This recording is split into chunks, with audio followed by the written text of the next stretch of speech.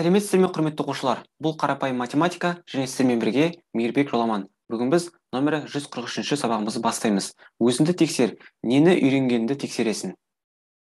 Бірінші есеп: қос теңсіздіктің шешімдер жиынын таба аламын және түсінемін. А нұсқасы: қос теңсіздікті жеке екі теңсіздікке ауыстыр. Бізде 12 x бізде 15-тен кем, бірақ 12-ден артық дейді. Оны бізде жеке-жеке жазатын болсақ, x артық 12-ден, x кем 15-тен деп жазамыз.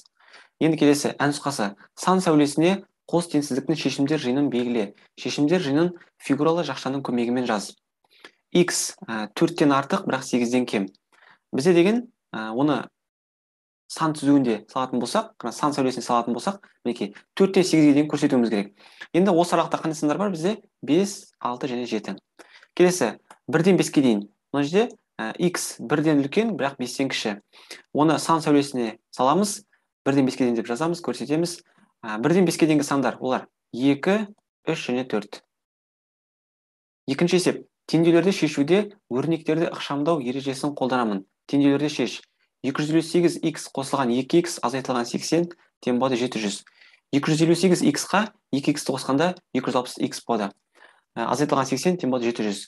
Одан кейін 700-ге 80-ді қосамыз, 780 шығады. X табу үшін 780-ді 260-қа бөлеміз, ол бізде 3-ке тең болады. X орнына 3-ті қоямыз. 258 көбейтілген 3 қосылған 2 көбейтілген 3 азайтылған 80. Екі жағын есептейміз, сонда 700-ге тең болады. 50x қосылған 40x тең болады 540. 50x-қа 40x-ті қосқанда 92 шығады. X табу үшін 540-ты 90-ға бөлеміз, ол бізде 6-ға тең болады. X орнына 6 қоямыз, 50-ді 6-ға көбейтеміз, 40-ты 6-ға көбейтеміз, оларды қосамыз, сонда 540-540-қа тең болады. Үшінші есеп: бөлімдері бірдей жай бөлшектері бар өрнектерге талдау жасай аламын және салыстырамын. Салыстыр. 13-тен 2 қосқан 13-тен 5 және 13-тен 11 азайтылған 13-тен 5. 13-тен 2-ге 13-тен 5 қосқанда 13-тен 7 шығады. 13-тен 11-ден 13-тен 5 азайтылған кезде 13-тен 6 шығады. Олай болса артық болады. Артық белгісін қоямыз. Келесі 20-дан 11-ге 20-дан 15-ті қосамыз, 20-дан 16 шығады.